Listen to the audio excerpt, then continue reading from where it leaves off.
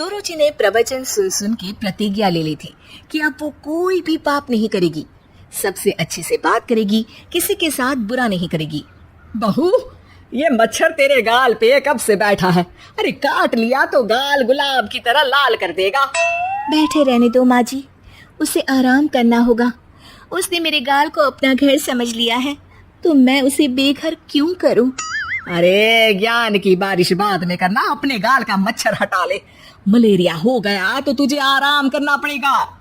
माँ जी, dengue malaria तो सांसारिक बीमारियां हैं, हमें इनसे ऊपर ही तो उठना है ना। अरे बेटा, इनसे आदमी ऊपर ही उठ जाता है। क्या हुआ? काट लिया। अरे मैंने तो कहा ही था, मार देना था उसको। नहीं नहीं माँ जी, उसे भोजन करना था, मैंने उसे पोषण दिया है, मुझसे पुण्य का काम हुआ है। अरे उड़ रहा है टुनटुना के, ताली बजा के मार दे वरना फिर काट खाएगा। नहीं नहीं माँ जी, जीव हत्या करना पाप है।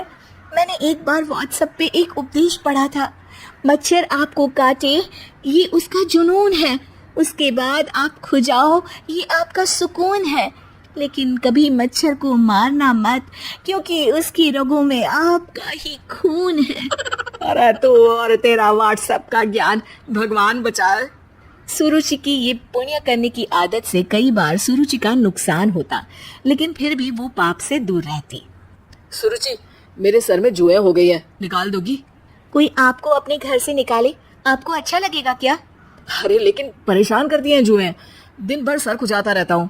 देखो, इसी बहाने तुम्हारे सर की चंपी हो जाती है, तुम्हें तो जुओं को थैंक यू कहना चाहिए। तभी बाहर से ससुर जी की आवाज आती है, बहू बहू। अभी आई बाबूजी। बेटा सुनो, ये देखो चाय में ना मक्खी तैर रही है, दूसरी चाय ले आओ जाओ। ला दूंगी, पर मक्खी मत हटाइएगा। अरे क्यों बेटा? मक्खी चाय का सेवन कर रही है, अच्छा थोड़ी ना लगेगा आप बीच में अडंगा डाल देंगी तो। आपको अच्छा लगेगा क्या अगर कोई आपकी चाय छीन ले? अरे पर निकालूंगा नहीं तो मक्खी मर जाएगी बेटा। नहीं नहीं बाबूजी, आप उसे पीने दीजिए, पीकर उड़ जाएगी। लेकिन बाबूजी मक्खी के साथ ही चाय पी जाते हैं। ये क्या किया बाबूजी? अरे मक्खी सिर्फ चाय ही क्यों पिए, आज सुबह मैंने मिठाई भी खाई है, पेट में ही है, वो पेट में चाय भी पीती रहेगी और मिठाई भी खाती रहेगी। सुरुचि को समझ में नहीं आता कि वो बाबूजी के इस कारनामे पर क्या जवाब दे। वो सास के पास जाती है, सास के हाथ में एक खटमल मारने की दवाई है। माँ जी, आपके हाथ में ये क्या है? अरे बेटा, तू तो बीए पढ़ी है, इतना तो पढ़ने में आया ही होगा कि ये खटमल की दवाई है। माँ जी, आप क्यों मार रही हैं खटमल? मत मारिए माँ जी, आप अपनी नींद के लिए खटमलों को हमेशा के लिए सुला देना चाहती है। अरे अब चुप भी हो जाओ देवी, पुरानी दवाई है, एक्सपायर हो गई है, फेंकने जा रही हूँ, नहीं मार रही हूँ खटमल। और वैसे भी खटमल से ज्यादा तो तूने हमारी नींद हराम कर रखी है। माँ जी, पुण्य करना चाहिए, आपको तो ज्यादा करना चाहिए, आपकी तो उम्र भी हो रही है। अरे उम्र से याद आया, बैंक में जाकर जन्म तारीख सही करवानी है, तैयार हो जा, कल स्कूटी चला के ले जाना मुझे। अगले दिन सास घर से निकलने से पहले दही शक्कर खा रही है और जल्दी जल्दी में हाथ नहीं धोती। बहू स्कूटी निकालती है और सास ताला लगाती है। ताला लगाते वक्त शक्कर के दाने ताले पे रह जाते हैं और दोनों सास बहू हड़बड़ी में घर से बाहर निकल जाती हैं। अच्छा हुआ कि तेरी स्कूटी में सेल्फ स्टार्ट है, वरना तू तो बोलती कि मैं किक नहीं मारूंगी, किक मार दी तो पाप लगेगा।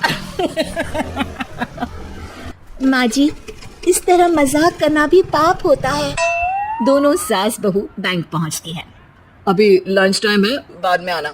अरे भाई साहब सुन तो लो, करवाना क्या है? अरे जन्म तारीख बदलवानी है, कैसे बदलेगी? अब किसी और तारीख को पैदा हो जाओ। यही चुटकुला आप अपने मैनेजर को भी सुना पाओगे ना, वो भी हंस ले थोड़ा। अभी बुलाती हूँ। अरे अरे रुकिए रुकिए, ये फॉर्म भरिए और आधार कार्ड दीजिए। अरे राम रे, आधार कार्ड तो भूल ही गई, उसके बिना तो नहीं होगा। अरे बहू जा, घर से जल्दी से मेरा बटुआ उठा ला, उसमें मेरे सारे कार्ड रखे हैं, जा जा जल्दी लेकर आ, वरना बैंक बंद हो जाएगा और कल मुझे अपनी बहन के यहाँ भी तो जाना है ना। जी माँ जी, अभी गई और अभी आई। अरे रुक, चाबी तो लेकर जा घर की।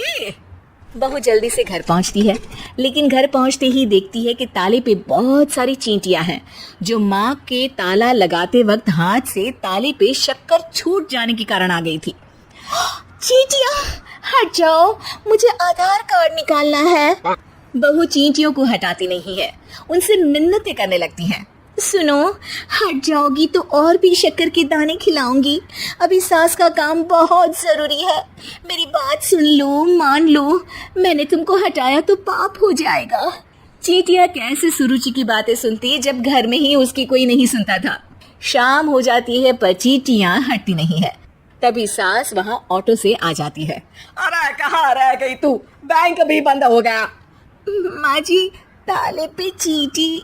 सास पूरा माजरा समझ जाती है और बहू से कहती है, एक बात बता, सोच के देख, अगर मुझे खून की बोतल चढ़ानी पड़ी और उस पर चींटी बैठी हो, तो बोतल से चींटियों को हटा के मुझे बचाएगी या चींटियों को वहीं बैठा रहने देगी? माँ जी, ऐसा होगा ही नहीं। अरे चींटियों को तो मीठा पसंद होता है, खून की बोतल पे तो मच्छर आएगा, क्योंकि खून तो मच्छर पीता है। सास सर पकड़कर बैठ जाती है और रोने लगती है। तभी ससुर जी और सुरुचि का पति भी वहां आ जाता है। अरे रो क्यों रही हो? रहने दो जी, तुमको बताया तो तुम भी रोने लगोगी अपनी किस्मत पर। अगले दिन सास अपनी बड़ी बहन के यहाँ चली जाती है। पति अपना काम कर रहा होता है और सुरुचि उसके पास जाकर कहती है, ये जुए खत्म करने की दवाई है, मैं मालिश कर देती हूँ। अरे लेकिन तुमको पाप नहीं लगेगा? अपनों की खुशी के लिए अगर छोटे मोटे पाप करने पड़े तो वो पाप अच्छे हैं जी।